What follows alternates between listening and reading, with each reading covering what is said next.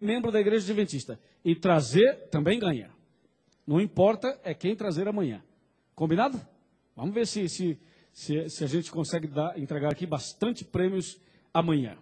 Chega de papo e vamos ao tema desta noite. Todo mundo preparado? Bíblia na mão? Todos têm Bíblia? Alguém aí precisa de uma Bíblia? Você precisa de uma Bíblia? Ali precisa. A equipe de evangelistas, a recepção também tem Bíblias. E nós vamos emprestar para você. E no final você deve deixar essa Bíblia aí no banco ou devolver na saída para que a gente use amanhã novamente. Acho que está tudo pronto. Vamos abrir a Bíblia Sagrada em Apocalipse, capítulo 12. Ontem nós começamos com Apocalipse 3.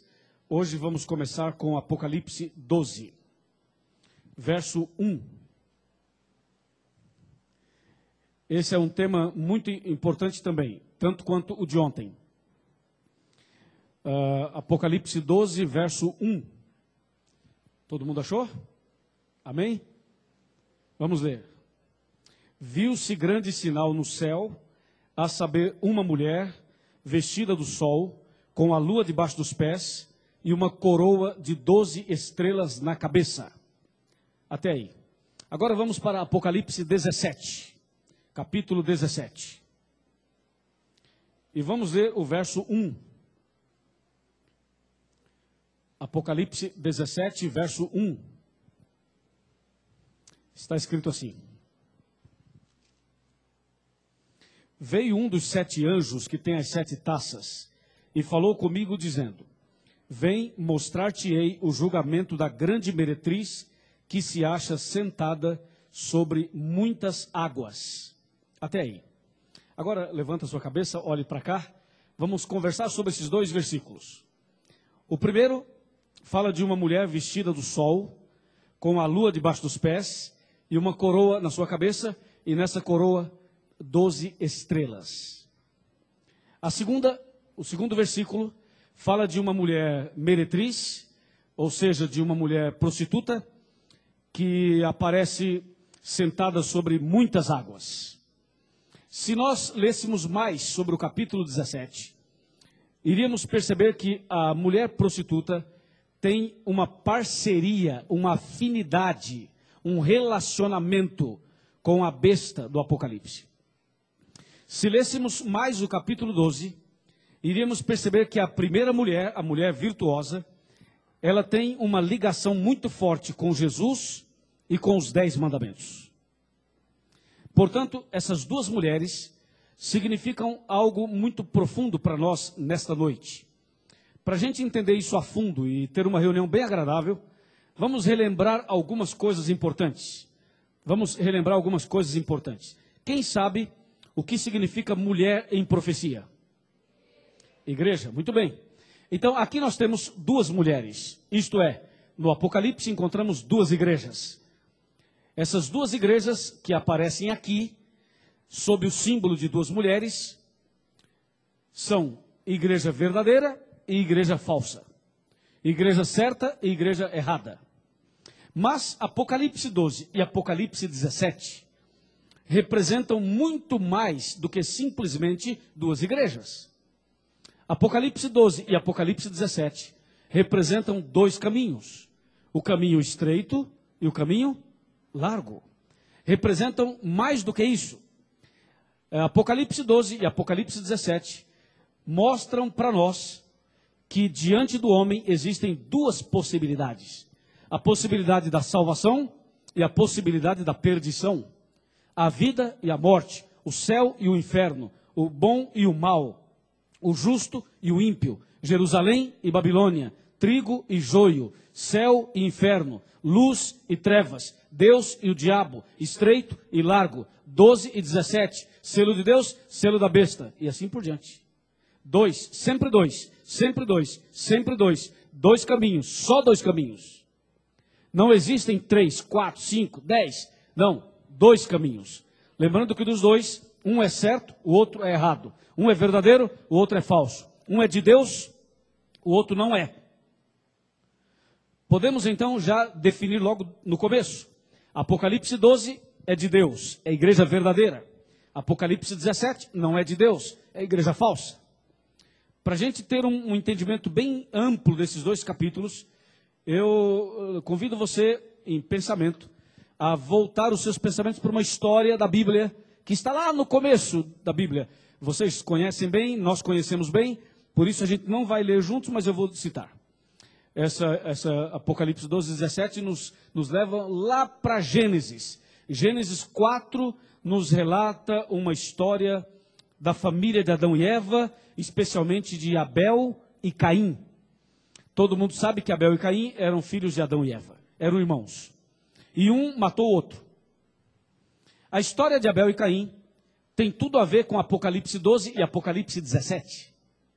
A história de Abel e Caim, resumidamente, é mais ou menos assim. O Abel era fiel, o Caim era infiel.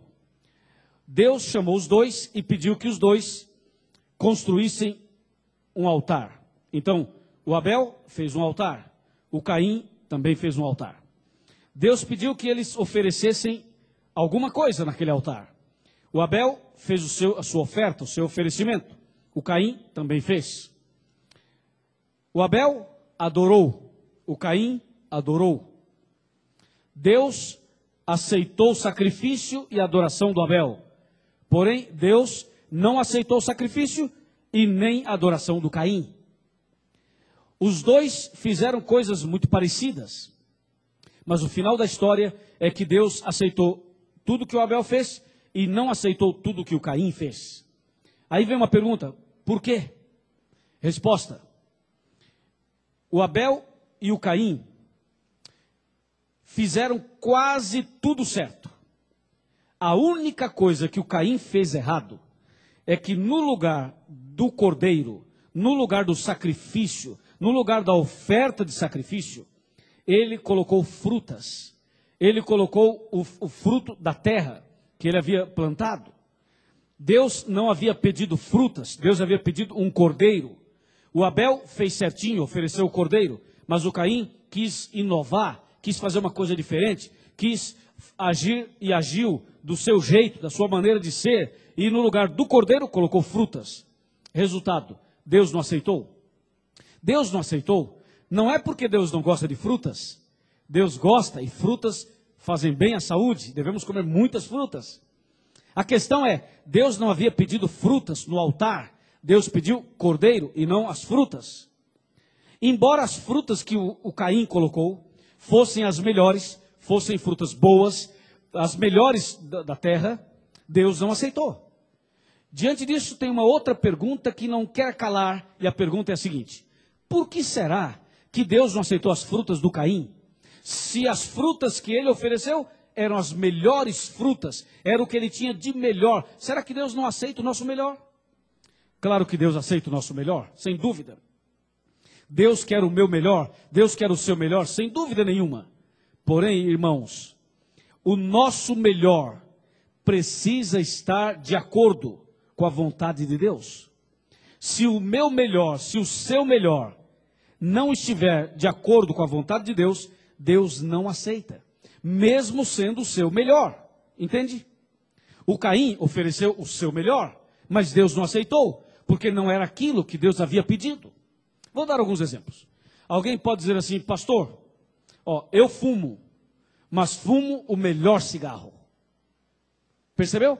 É o melhor cigarro? É, mas não adianta, é pecado do mesmo jeito. Pode fumar o pior ou o melhor, fumou, é cigarro, é outra coisa, é pecado.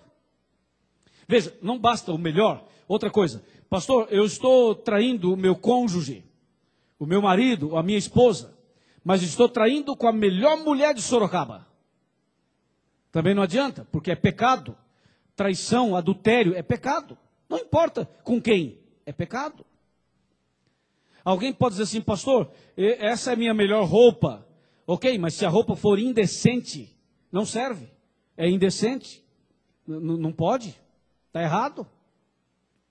Assim, meus irmãos, Deus não aceita o nosso melhor quando este não está de acordo com a vontade de Deus. Se Deus pediu cordeiro, não adianta trazer frutas, mesmo sendo boas frutas, mesmo sendo ótimas frutas, não serve. Assim, Deus aceitou a oferta do Abel, mas não aceitou a oferta do Caim. Deus aceitou a adoração do Abel, mas não aceitou a adoração do Caim. E o que isso tem a ver com Apocalipse 12 e o 17? Tem tudo a ver.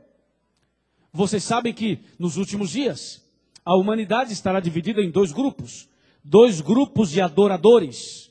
São os verdadeiros adoradores e os falsos adoradores. Sendo que os verdadeiros adoradores seguem os princípios deixados por Deus, enquanto os falsos adoradores tentam fazer do seu jeito. E quando